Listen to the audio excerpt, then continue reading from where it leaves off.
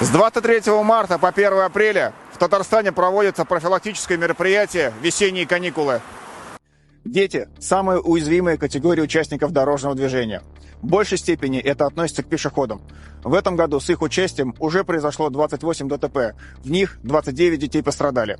Для профилактики таких происшествий автоинспекторы, работники ГБУ «Безопасность дорожного движения» и юные инспекторы движения провели беседы в школах и детских садах, приняли участие в родительских собраниях и педагогических совещаниях. Также проходят рейды по пресечению нарушений ПДД самими детьми. С участием детей-пассажиров произошло 28 ДТП. В них погибли 2 ребенка и 31 пострадал. Для профилактики нарушения правил перевозки детей автоинспекторы проводят целевые рейды «Ребенок – главный пассажир». Госавтоинспекция МВД по Республике Татарстан призывает всех участников дорожного движения быть предельно внимательными и осторожными.